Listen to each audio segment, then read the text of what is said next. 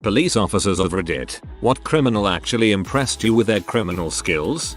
We get a call reporting that the phone system of a major UK bank has been hacked and that the caller has had several £1,000s stolen from their account as a result. Seems unlikely, but officers went round to see what had happened. Obviously the bank's system was fine, but scammers had done something fairly clever. Turns out that there is a way in the UK of keeping a phone line open when only the recipient hangs up. The scammers called a victim and pretended to be from the bank, before asking for account details. The victim was suspicious, so hung up and called the bank back at their real telephone number. However, the scammers held the line open and played a dial tone down the line, so the victim thought that she was making a new call. Then they played a ring sample before a new scammer answered the call and took the details, pretending to be the bank. I've heard of it a few times since in the press, but the first time I came across it was on duty and no one had any idea what was going on. A lot of times people don't listen before dialing anymore, especially if their phone is one where you put the number in before pressing green call button. You can always hold the line open on landlines in UK this way, which is why it is sensible to call verification numbers on your mobile while the company is still on the phone. Once had a guy who shoplifted on an industrial scale. He stole hundreds and sometimes thousands of pounds worth of merchandise from a particular well-known high street clothing store. Every day, he'd go to different branches all over the country, UK obviously. He spoke nicely and was smartly dressed. He just used to fill up bags with high-value products and walk out. He had a warehouse type unit somewhere. Police never found it, with his own till, because he would generate till receipts for these items and go back to return them at a different branch and get cash refunds. He was at it for years, made enough to put his kids through private school. When he got caught, he was jailed for about a year. Our shoplifting sentencing guidelines are absurdly low. When he came out, he got back on it. Police still couldn't find his base. He was being investigated and was on bail. One occasion when he answered his bail at the police station, the police had a 6-man surveillance team ready to tail him and track down the warehouse he was using. He lost them within 2 minutes of leaving the station. When he came for trial based on the CCTV evidence we had from the various shops, the case got thrown out. The footage wasn't good enough to make out his features exactly, and the officer who purported to identify him hadn't followed procedures. After he was thus acquitted, he was due to be investigated for some other matters, but he gave the police and security the slip from the court before he could be arrested. Even I was impressed, and I was prosecuting him. Dad had the street smarts to get his kids the book smarts. Don't be like daddy, kids. Get a good job and watch out for men like daddy. I love you.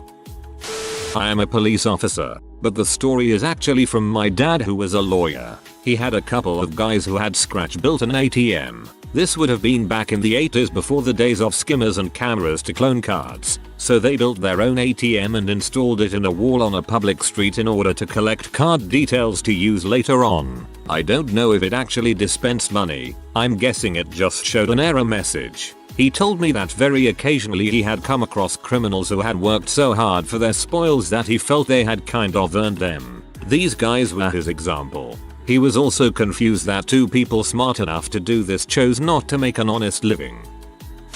I'm not a police officer, but know some guys who are. Best one I heard was a guy who would drill a tiny hole beside a window to open the latch. He would then enter at night and go straight to the front door and open it, so he could make a quick exit if needed. If he couldn't open a door, he would leave again immediately. He stole stuff, then closed the window and locked the door behind him. Most people had no idea they had been robbed. He took wallets off bedside desks while people slept beside them, or sometimes just took some cash and cards but left the wallet. When he got caught, he was making a plea deal, so it was in his interest to admit all crimes so he couldn't later be prosecuted again for them. He took police round dozens of houses, and each had a tiny drill hole, and every house owner thought they had lost wallets and credit cards, never knowing they had been burgled. Stupidest one.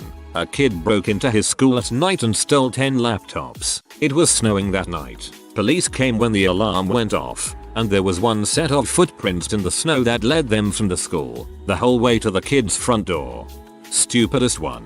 A kid broke into his school at night and stole 10 laptops. It was snowing that night. Police came when the alarm went off, and there was one set of footprints in the snow that led them from the school the whole way to the kid's front door. Would love to see his expression when the police showed up at his door. When I was a rookie, I got a call at 3 AM one night about a hold-up alarm going off at an ATM. I respond and don't really take the call that seriously at first because I'm thinking, no way a hold-up alarm is being triggered at 3 in the morning. I get there and start checking the bank when I see a guy walking through the drive-thru. Stupid me strolls over and calmly says, "Hey man, come over here and talk to me for a minute." He bolts and I take off after him only to realize I left my handheld in my car. I run back and call it in and my partner shows up shortly after. Well, we can't find the guy and start looking around. The guy spray painted the ATM camera and he drive-through camera, which set off the alarm. About an hour later I see a vehicle with out-of-state tags driving slowly through the drive-through, and after running the plate, he has fictitious tags. We search the vehicle and can find absolutely nothing but a very long tree branch in the back of the SUV. We write him for fictitious tags and send him on his way per my sergeant. The next day my investigator gets a call from the FBI because I had this guy's name flagged and saw where we ran him. He had been hit on ATMs in Texas, Louisiana, Arkansas and Tennessee. We were the first department that actually came in contact with him. He would spray paint the cameras or use a tree branch to turn high cameras away. After the alarms go off, he would wait nearby for police to leave. He would then come back and saw the hinges off the ATMs and take the money. He stole approximately $150,000 over a 6-month period. He was caught a few weeks later by a guy I went to the academy with. Hatton Garden heist is my favorite. Huge water-cooled drill, 50 centimeters of concrete, all dressed as builders. Safety deposit boxes totaling £14 million were robbed and they rolled them out wearing overalls, in wheelie bins. A proper movie-worthy heist. They were pretty much all old boys as well. They were using their OP bus passes to get to the heist. Not a cop, but a cop told me about this. Evidently there were these two twin brothers, big, tall, muscular fellows. Their scam was ingenious. Both brothers would go into Home Depot separately and each begin shopping, filling up his cart with high-value stuff, each filling up his cart with identical items. The first brother would go to the cashier and legally pay for his purchases. He'd show his receipt at the door and take his purchases out of the store. The second brother would hang around the entrance, far enough from the exit not to arouse suspicion. The first brother would take his car to the entrance and give the receipt to the second brother. First dude then takes his purchases to load up in their vehicle. Second brother then takes the cart full of items, plus receipt, back to the returns counter and says he changed his mind and wants his money back. Home Depot would refund the purchases. Dude basically just sold Home Depot their own items. Evidently they pulled this trick off and on for years before someone caught on. Cops said they probably would have kept on getting away with it for years if they hadn't hit the same store so often. I was an MP at Fort Carson. The young man was in the service for 2 years before a dishonorable discharge sending him back home to Pennsylvania. When he got home he used his uniform to get discounts and praise. One day he decided to hop on a plane to Colorado. He arrives in full uniform but with lieutenant rank on. Gets off the plane and uses the government transportation to get on base. He doesn't have an ID but crap, he is an officer so they let him on. Then he stayed at the processing barracks without paperwork because heck, he is an officer. Stays there for weeks. He goes walking to the PX and comes across a woman with a flat tire. He helps her change it out and she invites him over for dinner. There he meets her husband and their kids, then convinces them that he is waiting for housing and they let him live with them for a month. He cleans the house and babysits the kids. One time he went to this guy's unit and chewed a supply sergeant out to help the guy he was living with. The only reason this came to light is because of one phone call he made to his mother from the processing barracks. She became worried about him and called them. His mother let the people know he was not in the military. After that the search began. I was an MPI and got to pick him up. He gave me a straightforward statement and was genuinely nice. I just remember sitting on the office couch with him watching TV waiting for him to get transferred from my custody. I told him that I was genuinely impressed and that after whatever happens to him, happens, that he could get it together and do well. He wasn't the brightest kid but dang he had balls. I guess that is what it really takes. Act like you belong. This guy in high school, we'll call him Luis, was a known drug dealer. He didn't make it a secret. Everyone bought weed and harder stuff off of him. The cops constantly pulled him over to search him, and whenever a drug related thing happened at school he was often the first kid they pulled into the principal's office. But they would never catch him with any drugs. The principal used to turn all of his possessions inside out on a weekly basis. Apparently schools can do that, but cops can't. They regularly cut locks off his gym locker and his regular locker in hopes of finding his stash, but they never found it. One time there was a rumor going around that his stash was stored in a locker not assigned to anyone, which prompted the administration to search every single locker in the school. I remember we had to stand in the hallway and unlock it so the principal could have a look inside. They definitely caught people with drugs but not the Luis. Turns out he started that rumor. Drug dogs were a regular occurrence. Once a month they brought them into the school, and they were present at every sports game.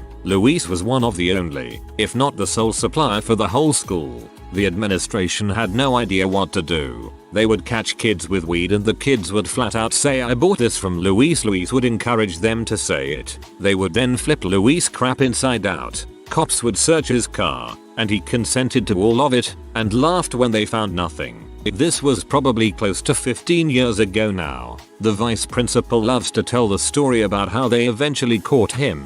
VP's younger son asked for these shoes for Christmas that had a secret compartment in them. Light bulbs go off in his head. The first day back after holiday break, he calls the school's dare officer and pulls Luis out of class. They bring him into the office and flip all of his crap out on the table. Then the VP tells him to take his shoes off. Turns out his hunch was right. He had hidden compartments in his shoes, but there were no drugs in there. I guess Luis is laughing his butt off at this point. This was pre-everyone owned a cell phone era. Luis has the audacity to explain that he hasn't seen any of his classmates for 3 weeks. He had not taken any orders yet. Had the VP waited a day, he would have caught him. Sounds almost like Luis was actually acting as a distraction for the person who actually sold drugs to the school. Had a guy when I first started would twist locks. The art of twisting a lock works mainly in businesses that secure their double front doors using a deadbolt style lock. He would use a tool to twist this lock and in turn, open the doors. Guy probably got away with 25 businesses before he was finally busted. He later said his style of breaking and entering worked so well because the alarm systems have a set delay when opening a business, say 30 seconds. Given the glass wasn't broke or large movements were observed by the system, it would act as if the store were opening and give the employee time to reset the alarm. Those 30s were plenty for him to get in, get to the register, and leave. Ex-cop, Australia. 3 guys rolled up to construction site in the CBD and stole all the giant rolls of copper wire. They drove up with high-vis PPE gear on and told the project manager he'd been delivered the wrong gauge, I guess. He workers helped them load it and they left. It would be freaking hilarious if they got the PM to sign for it, too. A fire marshal once told me about his nemesis, a firebug naturally. Apparently the arsonist had a thing for burning old barns. Never a building that was in use, always an old abandoned one. Anyway, his modus operandi was to take a balloon filled with accelerant like gasoline or kerosene and suspend it by a string at 20 ft plus off the ground. Under the balloon he'd light a candle and start the balloon swinging on a long arc. He'd have a good 20 plus minutes before the arc of the swing slowed enough that the candle would ignite the balloon. The balloon ignites. The accelerant is spread evenly across all surfaces in the balloon. String and candle disappear in the fire. It was like the entire interior of the structure caught fire at the same time, with no trace as to how. He said it was dang near the perfect crime, until some cop happens to notice a car parked in a field a mile away and thinks to jot down the license plate number. One of the guys I know escaped from a new prison by climbing the fence. He was always great at climbing things. He would get to the tops of pine trees no trouble. When he was running from the police helicopter he had underneath a shed with hay bales inside it. This gave off a heat signal so they couldn't pick up where he was. He walked around the same loop. This was to make the dog handlers think the dog had got onto a false positive. He was found hiding in someone's cupboard eating their food about 2 weeks after escaping from prison. I locked up a guy a few years ago and he had an unusual crime on his criminal history. Theft of an ATM. I asked him about it and he told me he was with 4 others and they all turned up at a local bank in overalls with a large truck. They asked for the manager and told him we're here to repair the ATM. The manager helped them load the ATM onto the truck, full of cash, and they drove away. He got snapped when his girlfriend got mad and turned him in. I would love to know how many crimes get committed because the people are dressed for the job and get off scot-free. Smartest criminal. Suspect would go door to door saying he was with Publishers Clearinghouse. He would tell people they were one of several finalists. He then explained he would need their name, date of birth, and social security number to verify who they were. After that, he would ask what hours they weren't home so they could ensure if the victim won the prize, they would be home. Naturally, he would break into their homes when they weren't home and steal all their valuables. To top it off, he would steal their identity and open a bunch of credit card payday loans in their names afterwards. After over 50 cases, I finally caught the guy. Made off with over $500,000 in 3 months before he was caught. Dumbest criminal. Suspect was robbing a gas station late at night. Suspect pointed a gun at the cashier demanding money. The cashier was surrounded by plexiglass all around. Cashier refused to give suspect the money and hit the panic alarm, which locked the door. Suspect was angry and fired a shot at the cashier. The bullet ricocheted off the plexiglass and struck him in the forehead. The bullet knocked him unconscious but didn't penetrate the skull. As I arrived, the bullet was still protruding from his forehead and he was knocked out. He got 99 years for his stupidity. The best part was the cash register only had $60 in it.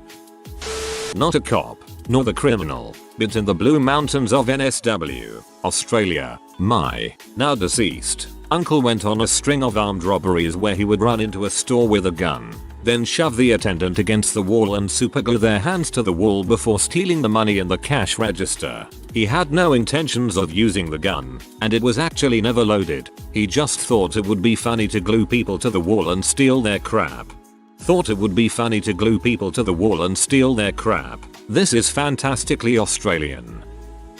Although no skill was really involved, I arrested a kid for stealing a car. He confessed and told me that he'd be straight up with me. He was walking through a parking lot and saw a lady drop her car keys and keep walking. He said that's her fault for not paying attention, grabbed the keys, and took off in her car. He lamented that he knew he'd get stopped eventually, but didn't think we'd stop him so quickly. When I asked if he had a driver's license, he smiled and said he was planning to take the car he stole to the DMV so he could take his driving test. We both had a good laugh at that. He said I ruined his plans. Not a cop or a criminal. Heard this one from a guy who was trying to turn his life around at college after a drug addiction and being in and out of prison. Him and a friend of his would go into supermarkets or electronics stores and one of them would pocket something small, then walk out the door to set the alarm off and get security to search him as he kicks up a huge fuss about it. Whilst the alarm is going off and first guy is being searched and causing a scene, second guy would walk straight out with a trolley loaded with expensive stuff and nobody would bat an eyelid. Not police, but I was watching back the CCTV footage one day when I was bored at work in a retail store. A guy walked in, picked up a 42 inches TV and walked straight back out again with it and put it in his car. He returned another 4 times, each time to pick another TV off display, without any of the sales staff on the shop floor noticing. Walked straight past them calm as anything, wandering through the store with top of the range TVs worth a lot of money at the time. I believe he got caught in another shop just down the road doing the same thing. Not a police officer, but I think this counts. Had a call to the IT help desk from a department of the company I was working at, asking when are the new computers going to arrive. This caused some consternation, as we didn't know what they were talking about, but it wasn't an order that had gone missing as much as the entire department's computers. Someone had, in broad daylight, rocked up in a transit van, done a masterful piece of blagging and convinced everyone, security included, that this was part of IT's rolling hardware update program. So they loaded their old computers in the van, and he said he'd be back soon with the new ones. Ricky and Julian would be proud.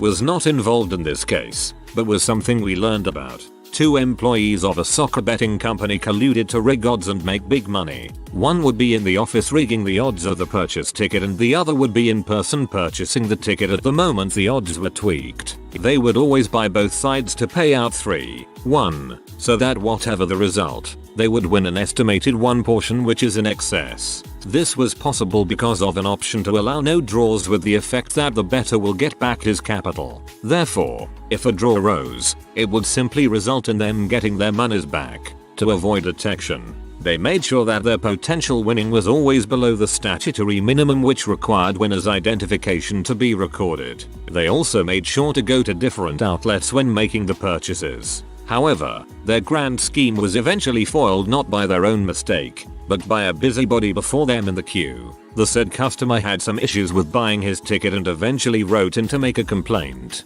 Upon investigating the tapes from the outlet where the complaint came from, the company realized that their employee was making a purchase in their own outlets, which was clearly prohibited. This then led the company on a chain of inquiry which eventually led to a hefty jail term and fine for both of the criminals involved.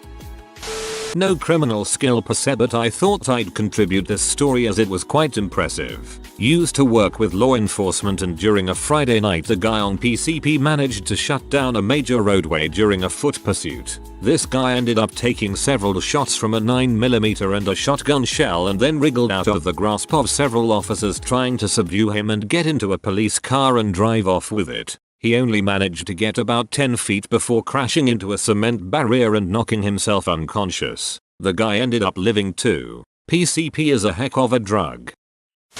Not a cop, but while in school to be a firefighter we were studying how to identify points of origin, where and how a fire starts off fires, and learned about this fire investigator that wrote books on arson. He was pretty well known for being able to find the points of origin. He helped solve hundreds of fires but was unable to find the arsonist, and many of the fires were started in crazy and bizarre ways. After many years of following these fires, writing books, making lots of money and always being so quick to find the methods used, another investigator questioned how he was never able to catch the person starting them. Turns out he was the one starting them all.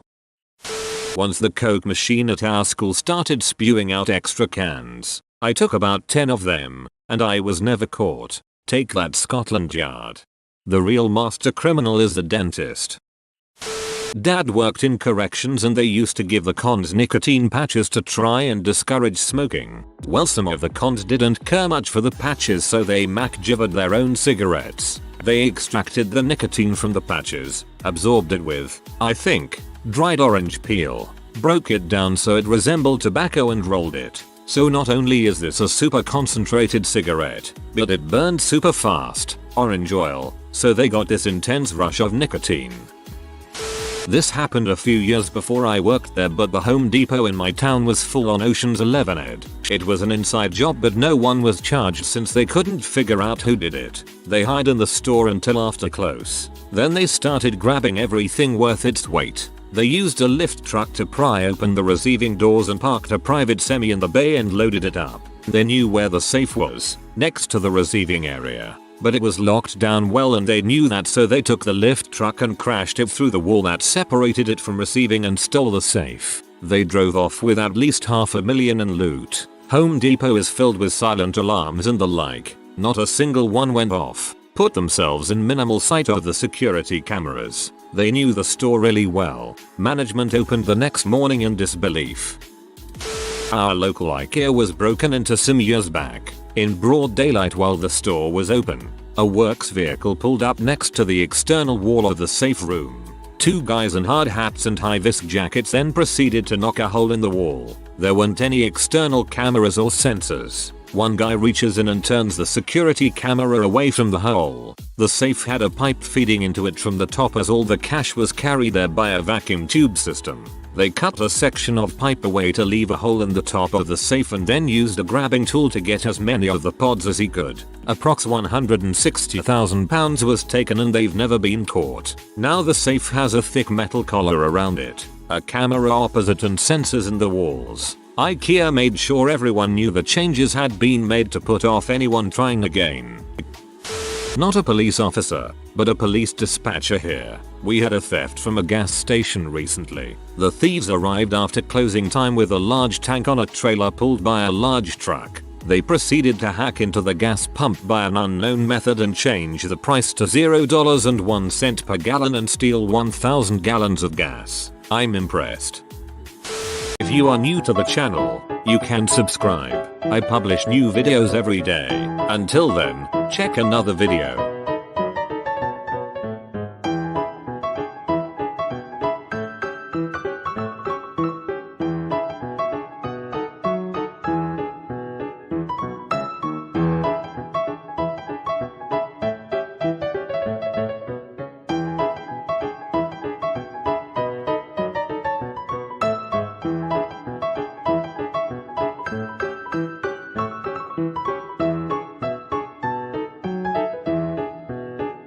Bye for now.